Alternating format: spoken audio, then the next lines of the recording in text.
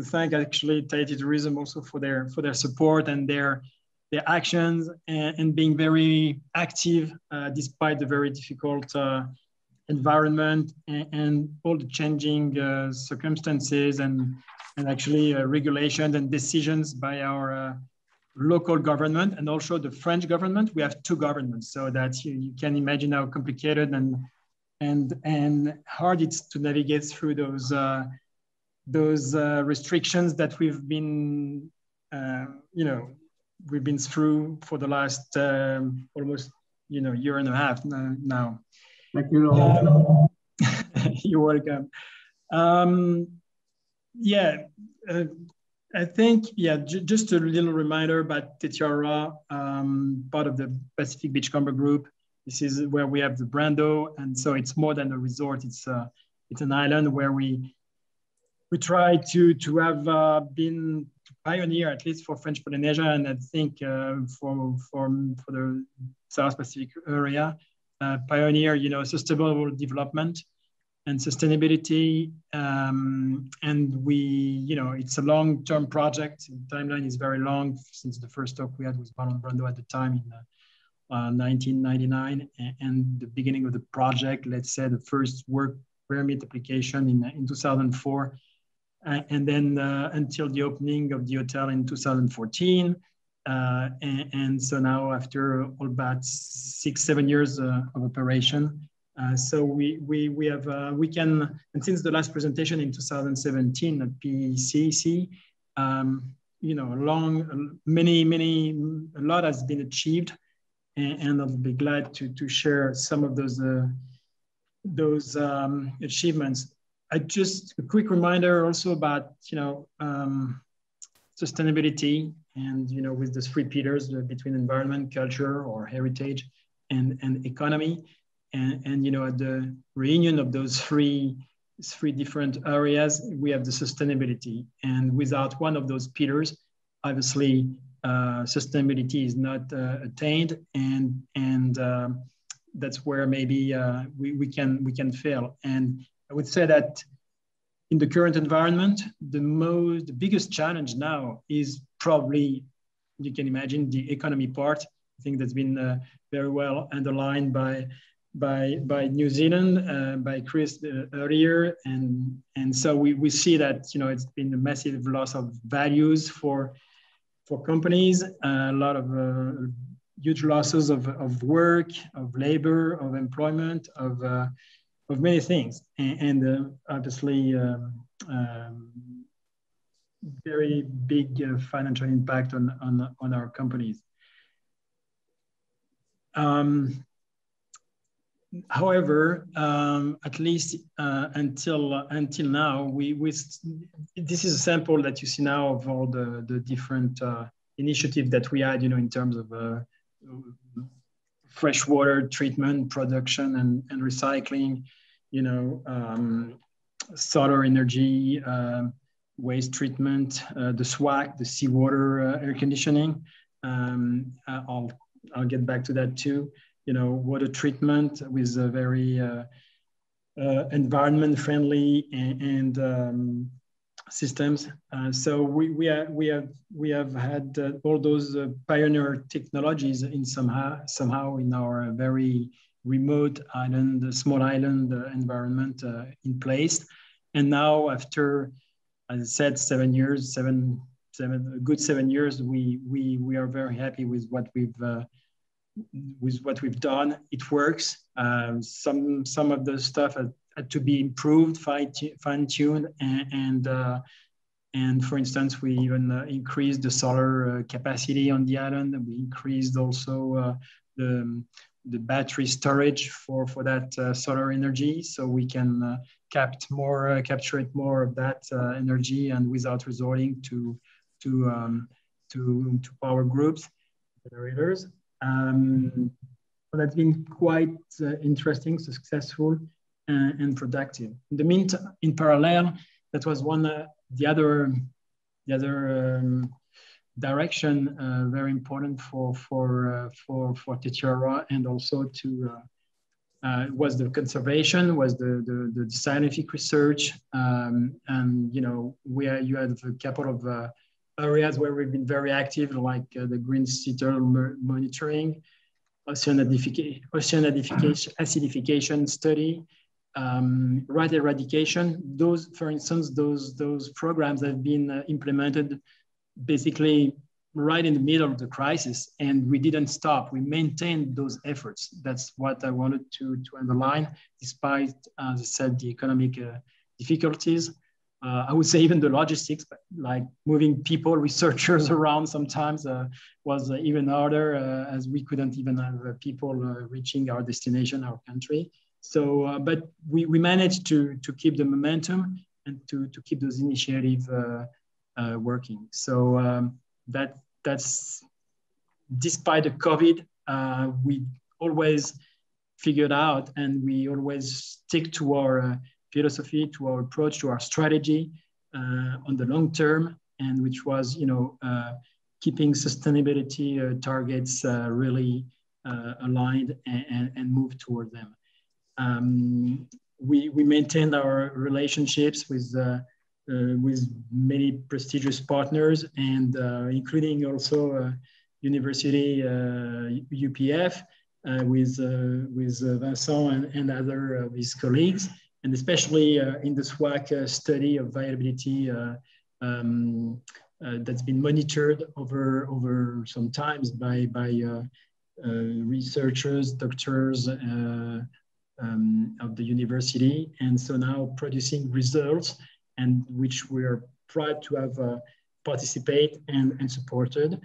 And so now we're getting to concrete applications, and that's what it's all about. It's just see how our models, our innovations over the last couple of years can be transposed or shared and reproduced somehow by other countries, other islands, other resorts. Before getting to that, a word where maybe not very politically correct. The COVID crisis that we experienced in French Polynesia, I would say now, and it's still the case actually, the biggest challenge has been to cope with, I would say, somehow the inaptitude of handling of that crisis in many aspects by the local government and the authorities, because the changes have been constant. It's been very vague. It's been very hard to adapt. It's been always last minute, and that's not very compatible with maintaining attractiveness on the markets, despite again all the efforts that were put together by Jean-Marc and his team to try to mitigate those effects. And for us, it's been we've seen in our daily contacts and that we've maintained over those months and that year with the trade, with the commercial channels and partners, we've seen a lot of shift to other destinations, and even now that everyone is reopening. And if we reopen, as you said, there's huge limitations. And we've seen, like French Antilles, for instance, and Caribbean islands that are in the same position as Tahiti, French Polynesia. The shift, they go to other destinations, the English Antilles in the Caribbean, they're benefiting, Saint Barth, whatever, not Saint Barth, the other Caribbean islands, they're getting the business. We see, Mexico. We see, other people getting the traffic, the trade, the tourist back. And here in Tahiti, you need to get vaxxed. You need to get.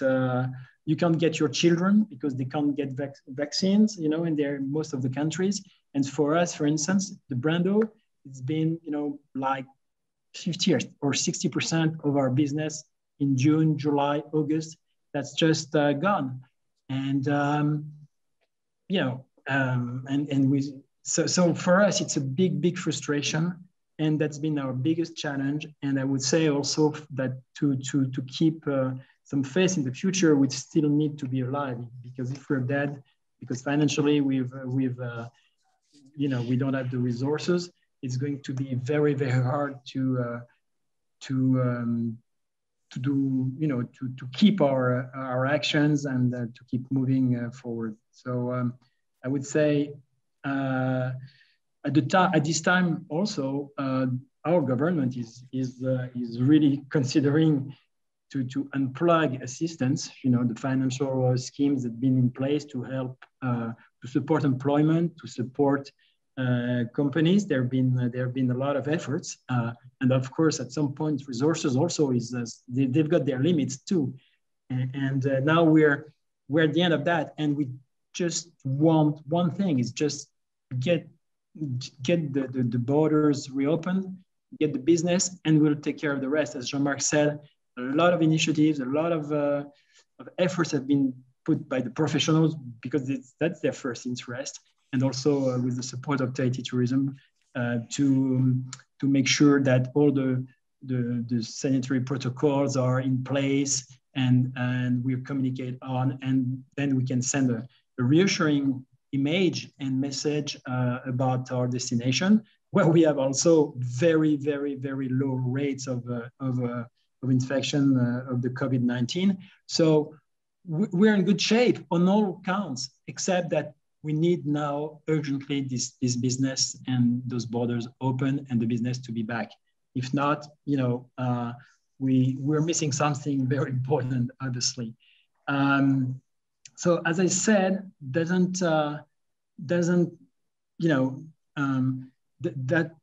this has not prevented us to keep moving. And also, I would say, with Tetiaroa and what we achieve daily over there, what we operate, what we deliver. So we have approved that we're in the concrete actions. We're not just talking. We're not just making a lot of declaration of intention. We're just in action, and that's a fact. And we want to keep that way, to keep moving this way. And for instance, for the last, I would say, 2 years, basically, at least, there's been this Blue Climate Initiative that's been, worked and built, and that's gaining momentum. Where we have very prestigious people, involved, like Prince Albert of Monaco, President Obama, Sylvia Earle for the oceans, and Leonardo DiCaprio, people like that who really put money, who are investing themselves, and allow an initiative that's very complete, and with many different competencies all around the world in many areas. You see a sample of those people who are, whether they are private companies or schools, universities, or foundations, and or research entities, whatever. So involved with tourism, with the ocean, and so there's a good. A good symbiosis of all those people working together in many areas. So I'm sorry, it's in French. So, but you've got areas like, energies and maritime transportation, health and wellness, biodiversity solutions, and, food and nutrition, resources, genetics, sustainable tourism, a lot of topics taken care of by research working groups, and everyone comes with the idea being to develop initiatives, to identify initiatives, get prices, and support initiatives that are going to be implemented and becomes concrete actions And again, we're talking about actions. And it's all, so it's a big initiative. There, Teddy as it's shared too, and we make sure that we're getting involved in that, where we are in the main picture of that initiative too, because Tahiti is mostly ocean, as you know. So we're privileged and interested in the first place by such work, such initiatives. What else? Well, I would say Maruru. This is basically what we can say. Our message again is let's get us back to business. If not, we're going to be the patient in area. So we don't want that. We want to move away from this area and make sure we can keep keep doing our business also, and again stay aligned with our values and keep moving forward in the sustainability. We believe in that. We know also the markets are demanding this. There's a shift in the demand by travelers now to look for safe destinations. They are more health conscious about their own health, thing like that. And Tahiti again has a lot of assets, and so we're very confident with this respect. We just need the borders open. If that's our last message, I can hammer down. Thank you.